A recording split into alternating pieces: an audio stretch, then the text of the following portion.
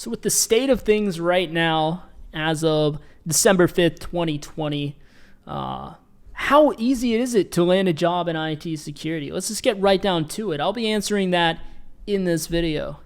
Hey, what's up, guys? Ryan from Elevate Security. And I know, depending on your situation, your occupation and your circumstances, where you are in the world, it might be very difficult just to earn a living right now for you. And maybe security was something that you kind of had in the back of your mind for a while now. Maybe you're already in security, but you're not making as much money as you know you could be. That was the case for me about a year ago. Well, let me just tell you that right now, despite the circumstances in the world, the industry of IT security is largely unimpacted by this, by the situation going on right now. It's very lucrative to find jobs. They're abundant, and the salary is also abundant as well. So that's where things like certifications like OSCP and things like that can really come into play and can really come to aid you. But I know many people, and I stand among those people, that during this situation, I actually landed a higher paying job, right? And I know a lot of other people that have as well within this industry. A good number, in fact, right? I've said this before, and I will say it again, there is a shortage of qualified people in this field, in security. And I know one of my viewers previously had asked the question, well, what really constitutes as a qualified person, right? Well, I mean, that could be a bit subjective, sure. But I would say that this blew my mind. What I'm about to tell you blew my mind when I was interviewing for my first security job. So let me just start off with a story here to answer this question, right? So, like 5 years ago, when I was interviewing for a position within my old company, for a security role, for a pen tester role, one of the things the director asked me was, what sort of, we know you don't have any prior job experience because you're like a new college hire, and you just spent a few years working in, I guess, a backup and recovery administrator. But what sort of security stuff have you done on the side? And this is where it really comes into play. If you guys are watching my channel and you are working on CTFs on your own, don't think that that's in vain. Don't think that that's just like a side thing, like a wasteful thing. What you're doing, you can actually use, if you market yourself well with it, you can actually use it to land a job. So don't just think that, oh, I'm just doing CTFs and stuff. That's not real hacking. It's just I'm just kind of learning for fun. No. This stuff can actually help you land a job. So when he asked me what sort of things have you done on the side on your own, and I started mentioning that I did WebGoat and looked into OWASP vulnerabilities and VulnHub and CTFs and Hack the Box, and I played around with Burp Suite and all of these things. I just started listing off. He's like, wow, that's a lot more than most people. And that shocked me, quite frankly. I just assumed that everyone applying for a pen tester role would have at least dipped their toes in the water, right?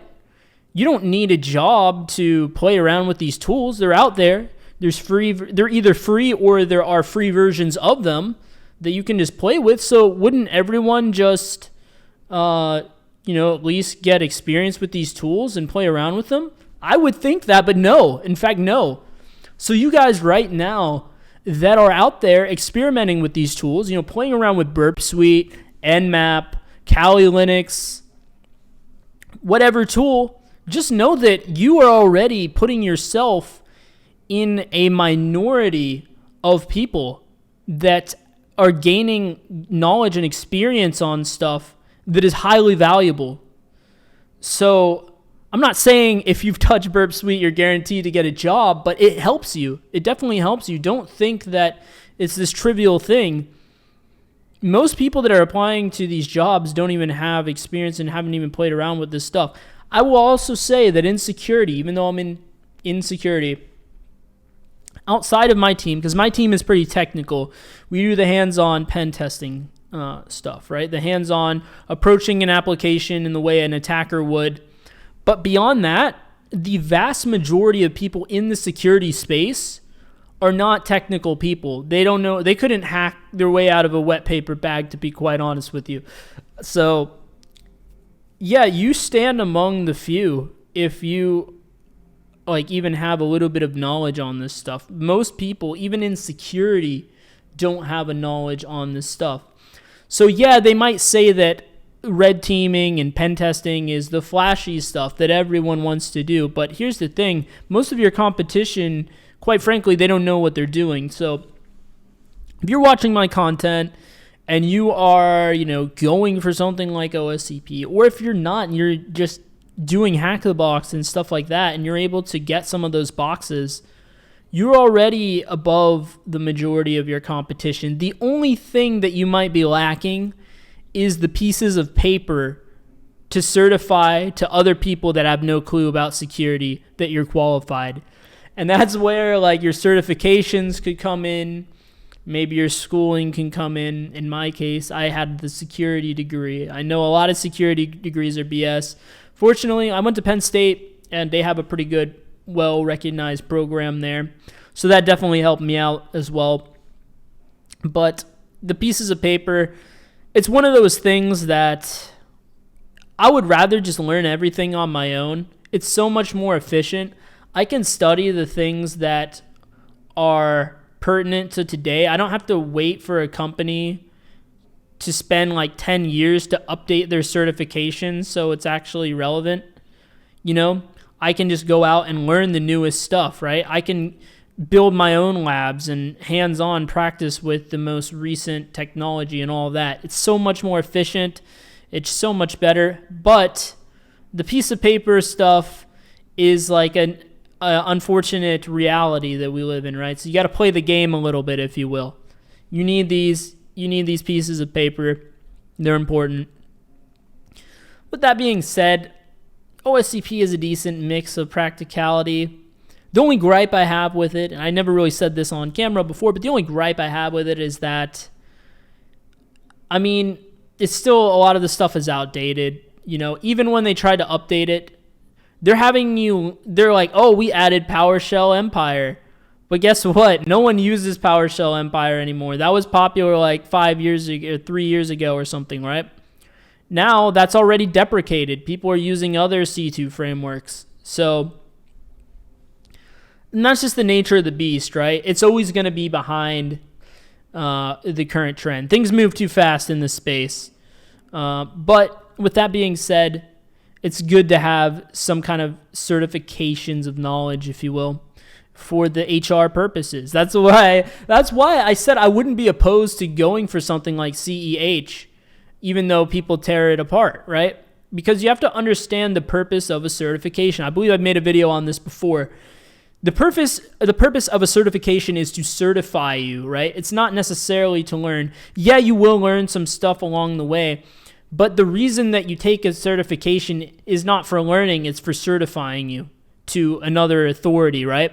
And a lot of times these authorities, they don't have intimate knowledge of your field, of your industry, right? These are general HR people. They don't know the difference between GPEN and ECCPT and, all this stuff, right? They just know like, okay, they told me to look for OSCP. That's a good certification. And they told me CEH is good, right? They don't actually know much about these certifications and about this industry, to be quite frank with you. So something like CEH, and a lot of times keep in mind, if you throw your resume in on an online submission, a lot of times they're not even looking at your resume. They're feeding it through automation that's checking for keywords. So the key certifications is one of the, keywords that it searches for. Like CEH is probably on that list. It normally is. OSCP is normally on that list.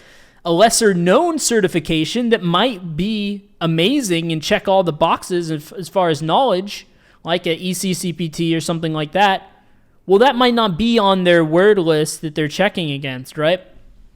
So, yeah, it sounds dumb because it is dumb, right? But you got to play the game a little bit, right? If you want to learn stuff, you don't need a certification to learn stuff, But you might need a certification to get that job that you want. Now, with all this being said, when I first joined security, I didn't have any certifications at all. So don't think that it's a be all end all to anything, because it's not. And you can definitely go from some other job within IT and get into security down the line. If you network, market yourself well, and spend some time on the side learning this stuff, chances are if you're watching my channel, this is something you're already doing. But yeah, I just wanted to make this video to let you guys know that it's not that difficult to land a job in IT security right now, even with everything going on. It's a very resilient job when it comes from working from home. A joke that I've always made is we're already working remote even when we were in the office before, because we're always remoting into systems. So it's no different right now. We would go in the office to work remote before. Now we just don't have to go into the office to work remote. We can just work remote from home. So this is an industry that's very hardened to this type of climate, to this type of environment. So wherever you're at, don't despair. Just keep a level head and keep working towards your goals, and you will crush it. And if you've been enjoying this content so far, be sure to subscribe to the channel and give the video a like. It will help me out with the algorithms and get it out to more people that might need to see this message. If you know anyone that you think would benefit from this message, definitely share this video out to them as well. We'll reach as many people as we can. And yeah, I'll see you guys in the next video.